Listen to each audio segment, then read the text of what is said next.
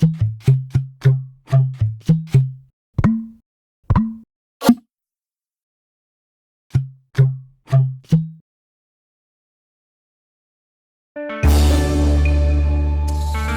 Tafes, no DACA.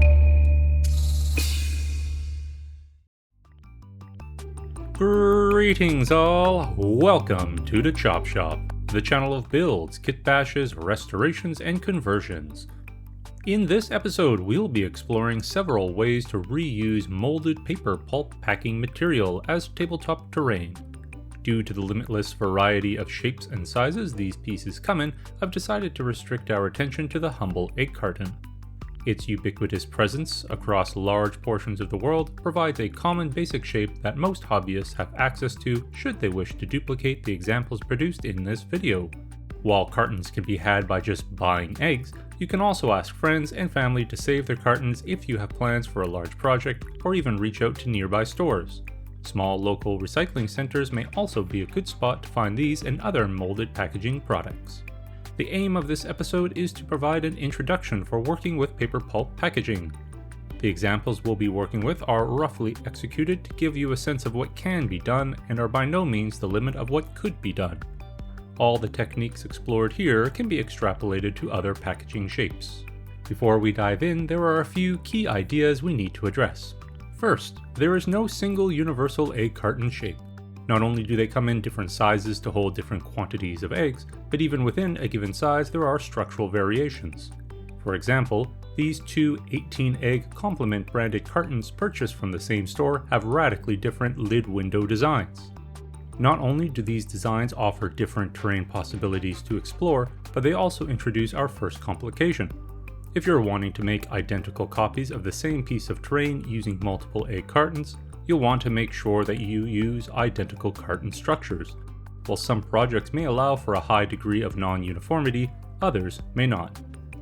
The second consideration when dealing with paper pulp packing material is to understand that the material itself is rather crude. This is not a refined product, and so has certain structural limitations. One of these is the surface quality. In the case of the cartons we're using here, the inner and outer surfaces have two different finishes, with the outer being far smoother.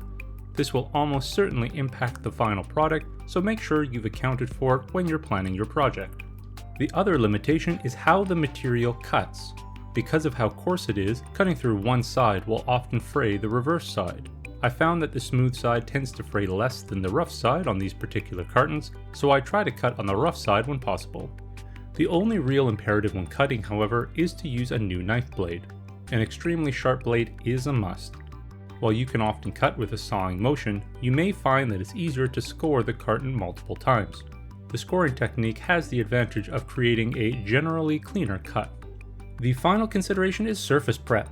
While I'm sure you could get away with just spray priming and painting the material for some quick and dirty terrain, you'll probably want to seal it to not only prevent too much paint from absorbing into it, but also to give it some resilience and perhaps a more uniform surface texture. Here are 3 cheap and easy surface prep options you can try, all based on using PVA glue.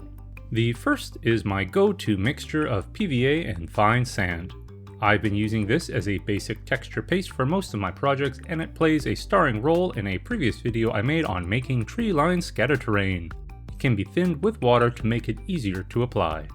When dried, the paste becomes rock hard and is nearly indestructible under normal usage. The second uses Planapatch, a very fine cement-based patching compound, versions of which can be found at hardware and construction stores. The compound is used to fill small gaps in materials like plywood to form a smooth and even surface. This is perfect for our cartons, filling in the micro recesses and providing a uniform surface with an extremely fine gridded texture. It also applies very smoothly and can be made thick or thin depending on the desired final effect. A note of caution is advised, however. Planapatch is an irritant and will billow dust when it's poured out, so keep your lungs free of cement and wear a mask. The last option is straight PVA with no additives.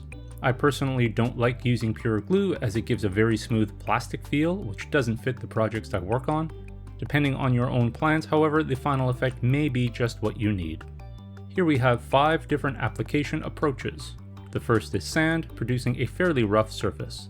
The The second is also sand, but followed up with a very thick coat of Plana-Patch, producing a surface that looks like mudded or daubed sticks and rocks, perfect for rough fantasy structures like orc and goblin walls. The third is a very thin layer of Plana-Patch, while the fourth is 2 thin coats. I found that multiple thin coats is preferable to a single thick one, as the paste is less susceptible to pooling and lumping. The final application is 2 coats of straight PVA. I'll be using Plana-Patch for everything in this video, as I find it provides the nicest finish. With the preliminaries out of the way, let's carve up an egg carton and make some terrain. I've chosen to use the 18 egg carton with the offset top lid window. This is the type most frequently used by my wife for her baking, so we have quite a few kicking around at any given time. As we'll soon see, the large open space on the lid will provide ample material for gap filling. Each of the sections we're cutting out will form the core of one of 4 unique terrain pieces. Even with a brand new blade, getting clean, even cuts takes time. Put on some music, go slow, and try not to injure yourself. The first piece of terrain we're making is a set of 4 walls, 2 long and 2 short, plus 4 corner pieces. We're repurposing the entire outer edge of the egg carton's bottom half, breaking it down into multiple parts that we can then reconfigure.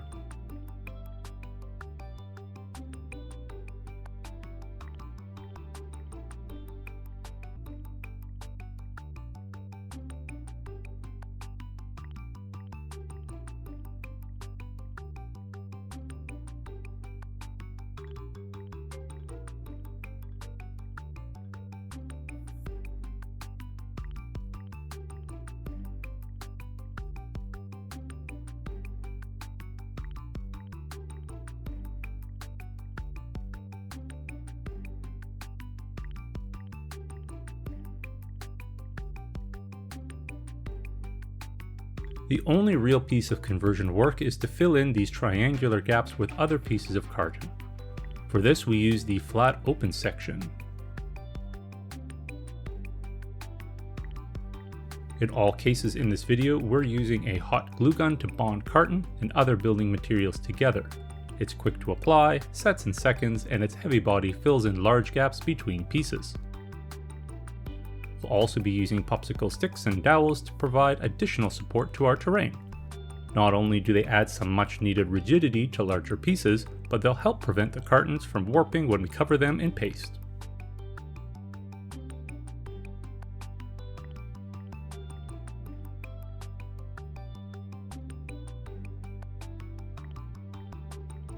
If you've made your initial cuts correctly, you should have 4 symmetric wall sections that line up nicely. I've added additional popsicle stick supports so they're freestanding, making it easier to play around with the arrangements.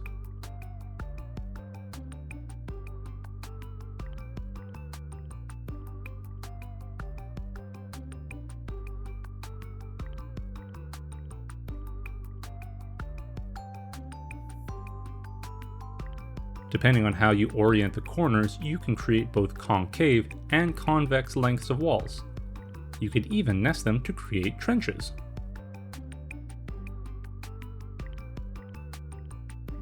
All that's needed now is a bit of paint. I've opted for dry brushing these stone walls to get the general effect, but of course you can take things much further. We can also add an elevated walkway to turn the wall into a parapet. Just make sure you get the scaling correct for the models you intend on using the terrain for.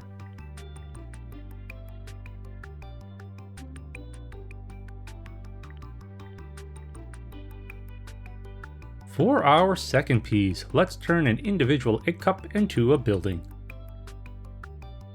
We'll start by very carefully cutting out the entire central row of cups, keeping our cuts as straight as possible, before removing one of the end pieces and trimming the legs to an even height. As with the walls we made, we'll be filling in the gaps with carton pieces. This time, however, we're going to cut one piece larger than the others and mount it inside the cup, creating a recessed doorway.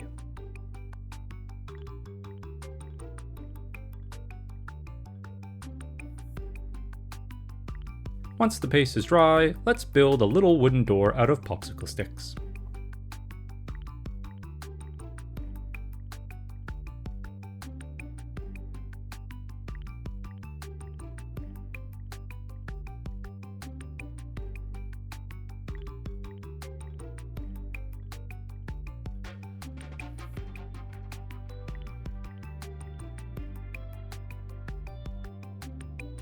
And now we have a little goblin hut. Had I planned this out properly, I'd have used the combination of sand followed by Planet Patch to give the surface a mud and rock appearance. As it stands, the material reads more like stretched leather. It's easy enough to adjust the scale of the building by adjusting the size of the door. Here I have painted on a smaller door as well as a wide set of rolling doors for low vehicles scaled for Battletech. Of course, we still have the awkwardly shaped roof, but that can be filled in with paste or covered with other terrain doodads like radar dishes or tower arrays. The third piece of terrain is fancy wall paneling. This uses the flap which loosely locks the upper and lower carton halves.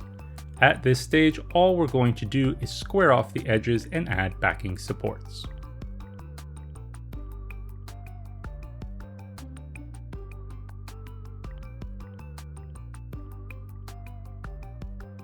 In the event we need longer walls for a project, we can use multiple flaps to create a repeating pattern.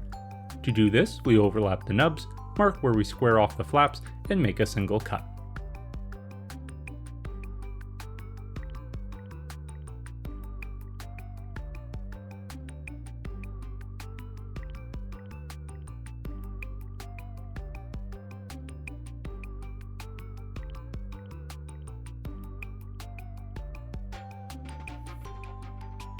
This is one of those cases where we want to make sure we're using identical egg cartons. It was only after pasting the pieces that I noticed the flaps had numbers imprinted on them, possibly production batch numbers which varied between cartons. Whoops! Once the paste is dried, we can prepare the pieces for its fancy element, which we'll add after it's been painted. All we're going to do is drill a moderately sized hole in the flat part of the nubs.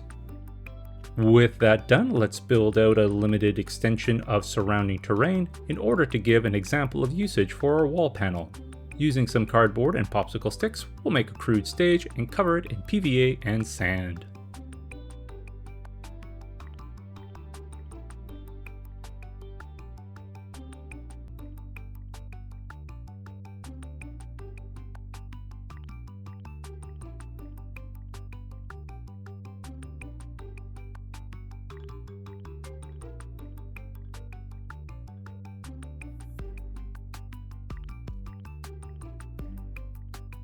Now that everything is painted, it's time to make this fancy by adding LED lights. The downward facing holes provide an excellent location for hidden illumination to guide passerbys as they go for a walk. These fairy lights I've used are not the brightest in the world, but they illustrate what can be done. If you want to get really fancy, you could use color variable LEDs to change the atmosphere over the course of a game or D&D session. Of course, the flat nub surfaces can also be oriented to face upwards, providing surfaces for small ornaments. Here I've made a pair of flowered vases using pieces of plastic sprue, tall grass, and autumn-colored flocking.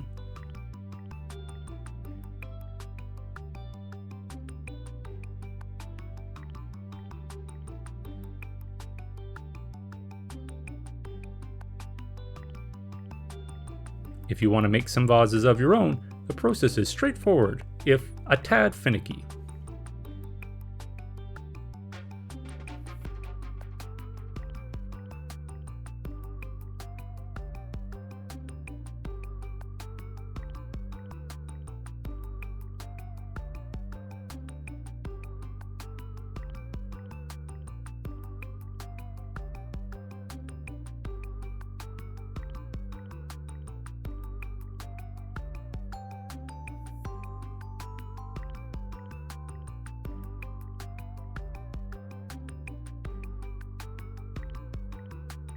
The fourth and final terrain idea uses the long window to create the foundations for a bridge.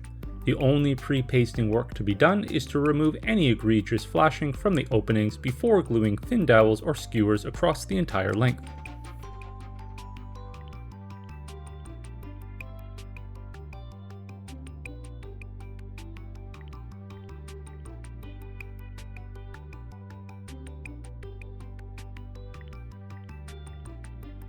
As you can see with this early test piece I made, paper pulp material will flex and bend as the paste dries, leading to permanent warpage. we are sticking with popsicle sticks and dowels for the top section. There are many ways you could build this part, and many materials you could build it out of.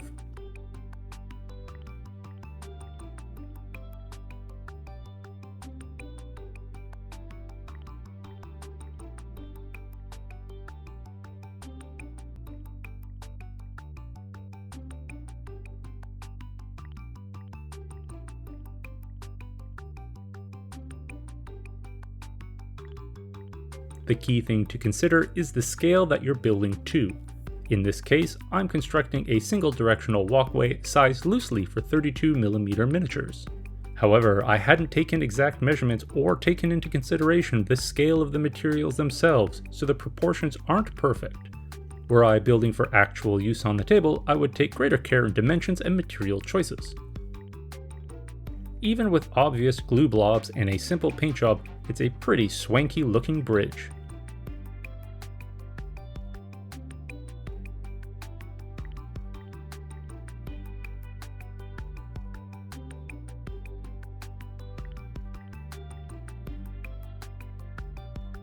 For smaller scale games like Battletech and Legions Imperialis, the bridge should be wide enough for 2-lane, 2-directional travel.